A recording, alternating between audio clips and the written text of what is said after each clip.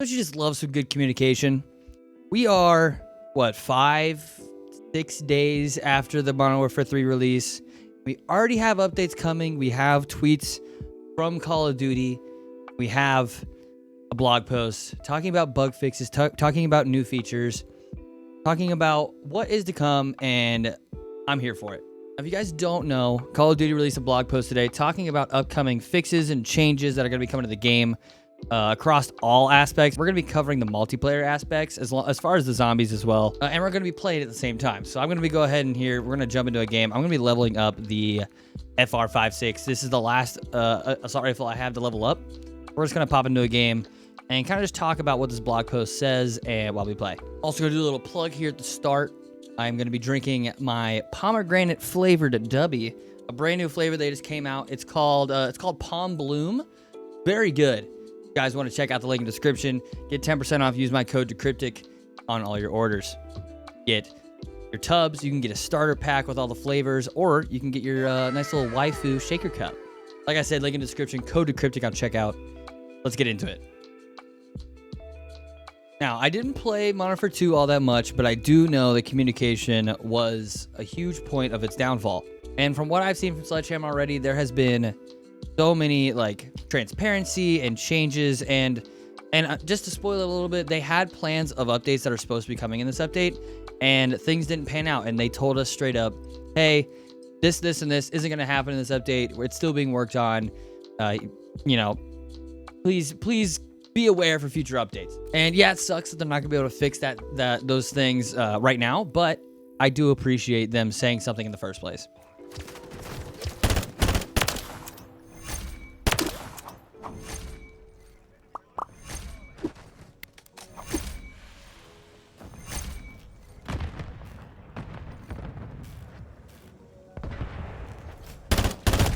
So first off here, they do talk about some UIX bug fixes.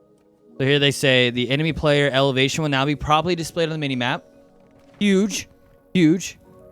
That was one of my very few gripes of the game at launch, was that hopefully I'll be able to find some gameplay screenshots here and throw in. But before, whenever an enemy was above or below you, they just looked like it was just a normal dot. There was no indication of if that person was above or below you, and you kind of just had to guess. You had to guess and you know, assume based on your surroundings if they're above or below you or on your level. That is now being changed. They will have the indicator like they have in the years past. So that is great. I love that. Next on the list here is fixed a bug which playlists would disappear from the main menu for some console players. So if you are on console and you did experience that, that is being fixed. So congrats on that one. I'm on PC, so I didn't specifically deal with that one, but that is being worked on and getting a fix for it in this next update. The next one here is a prompt to view gamer card on the scoreboard now function as expected for console players. So again, you console players, if you were experiencing that issue, that is being fixed and worked on. And the last one here for the UIX fixes is that promoting a player to party leader will no longer allow them to attempt to matchmake for locked playlist. I guess I never knew that was a thing. I never experienced that one as well. But again, if you did, and you know, you were experiencing that is being fixed. And this Afghan game is so slow. People like to sit around in Afghan, I realize. All right, next we're going into the progression. So for the weapons, they are addressing the issue that prevented bolt action attachments from being unlocked at the expected weapon level for the CAT sniper rifle. Now, I personally, in my camo grind, have not gotten to the CAT. I've used it a couple times, just, you know, in passing while sniping. But you know, I haven't really leveled it up to be able to notice those. But those bolt action attachments should be showing up now for your CAT sniper rifle.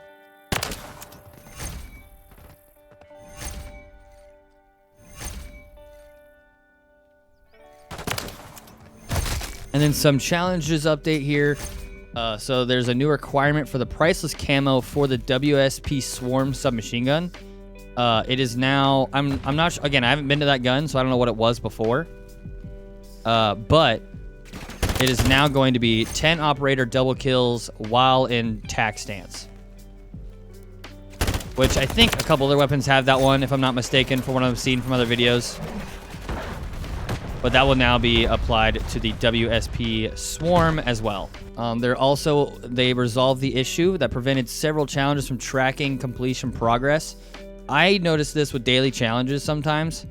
I'm not sure if it is applying for daily challenges, but there was sometimes your daily challenges just wouldn't track.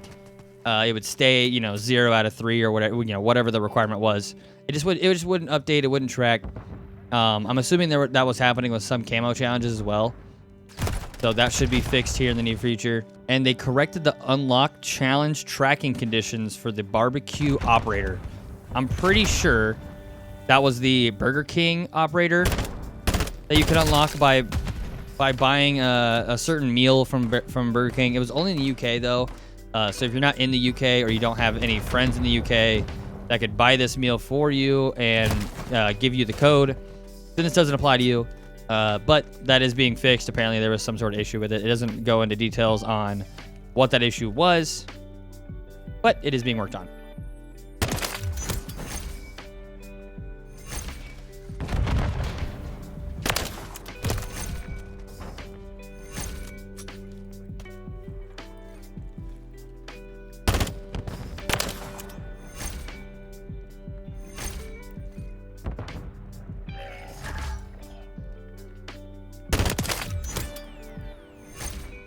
And everyone is competent in my game, and I don't like it. Where are all the bot lobbies, Also not good at this reading and playing thing, that's for sure. All right, now we go into the maps. So in Terminal, players can no longer plant the A bomb site from an unintended location, search and destroy. If you guys didn't see the Twitter clip, you could climb up onto the wing of the plane and like get on top of one of the boxes and plant the bomb, and it would land like inside one of the boxes, so it was literally impossible to defuse. They fixed that in this update, so that's great.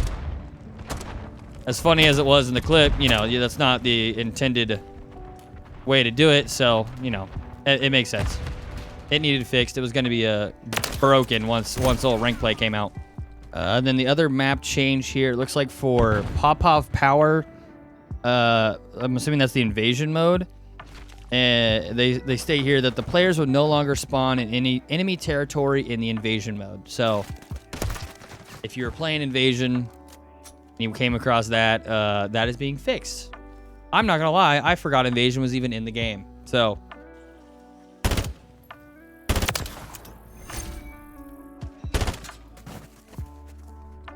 airstrike.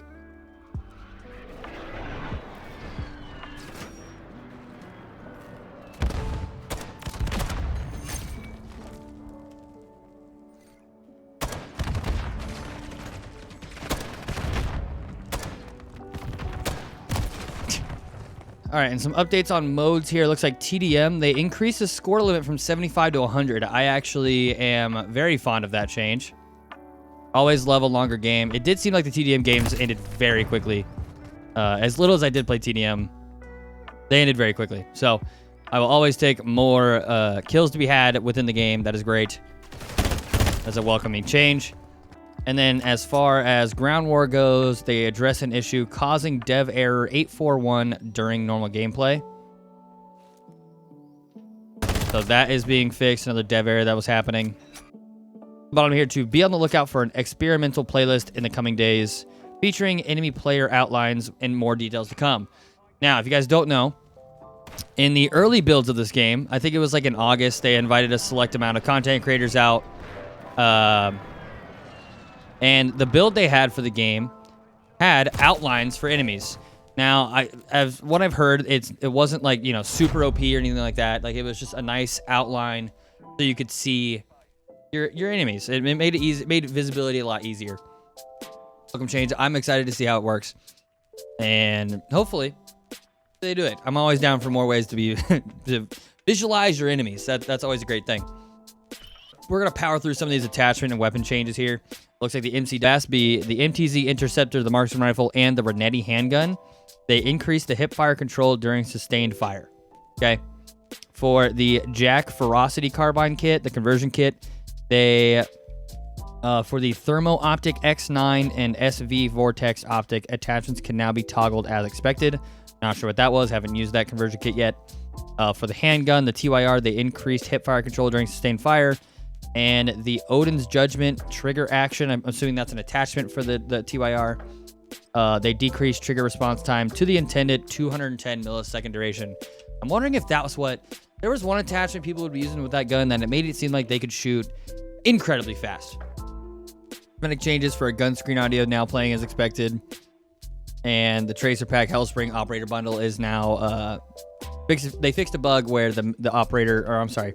The Al-Clued was missing its handgun for the operator preview. Small change, but if you had those things, you noticed it being fixed for you. All right, next we go into zombies. So for the gameplay, they say here they addressed an issue that prevented missions in Act 2 from auto-queuing while in game.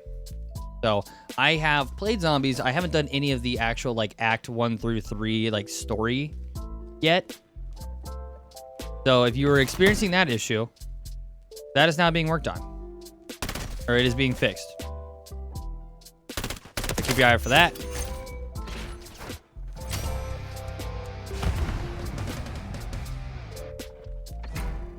And then for stability, it looks like they fixed a crash encountered when players navigated to the store or progression tab in the launcher menu while queuing. That is a very specific thing that was happening, but that is now being fixed. W's for that. And they are improving various stability and map fixes. My game has not crashed at any point aside from when I'm playing zombies, and I'm thinking it's because of everybody doing the exfil, not really exploit, but you know, the exfil strat, I guess I'll call it, where you can call in exfils over and over again, spawn a ton of zombies, and the zombie count does get very large. And with that being, an open world experience, if multiple people are doing it, then that could definitely cause some stress to the lobby you're in. And it's been causing dev errors and whole lobbies to just crash. So hopefully that is what that means with various stability and map fixes. And then as I addressed in the beginning, there is some of these things that aren't coming. I probably should have went over in the beginning. But at the top of the post here, they do say, due to unforeseen issues, not all of the changes scheduled for today's update were able to be released. Our teams are hard at work to get key movement changes, multiplayer, weapon bouncing, zombies gameplay, and stability fixes, and more into the next updates. So, if we go back to the tweet they originally tweeted about this update, they don't go into detail of what they were going to fix. But I did hear, I think was it Charlie Intel? Let me see if I can find the tweet. I know there was a tweet saying what exactly they were fixing. Here it is. So in the new Modern Warfare 3 update, version 1.33 that went live today, it was highlighted as tac sprint delay fixed, remote turret re-added, and minimap dots now show correct elevation and more. So I'm assuming the main thing out of that is not actually being added yet is the tac delay sprint. So like sometimes whenever you're tac sprinting, if you slide cancel, it won't see. Now I can't tac sprint. It'll sometimes just not let you reset your tac sprint right away or at all. Sometimes it gets so bad it won't even let you tac sprint at all. That is being worked on. It hasn't been finished yet based on that tweet, but it is being worked on and should be fixed in the near future. I, for one, am super pumped about this communication. Hopefully you guys enjoy this informative video and want me to do these in the future. Let me know. I will gladly be able to make a video here of me just playing in the background and talking about any updates that they come out with, any blog posts. There also was a tweet I found, which I'll put on screen right now, from Menendez HD. Shout out you. There's a new code you can redeem on the redemption website for Call of Duty. The code is on screen there, and the link you have to go to is right there. If you just go to that user's Twitter page, it will be right there. But you get a calling card, 2 weapon blueprints, which look to be Modern Warfare 2 weapons, a war track theme, a emblem, and then the important thing here is an hour of double weapon XP and double XP. I think it actually gives you 8 hours. Or I'm sorry, 4. It gives you 4 hours of both of those. So it gives you 4 double weapon XP tokens, and it gives you 4 XP tokens. And I don't know if they fixed it yet or not, but whenever I did it, I was able to redeem it multiple times before getting a message saying that it's already been redeemed on this account. So if you do get this and you do see this, try it a couple times. It might let you do. Let me do it twice. So I technically have 8 hours of both of those. So that's sick. I would love to have, levels to grind to use my double XP for, but that's okay. We'll save those for whenever new levels come out. But we will take double weapon XP all day.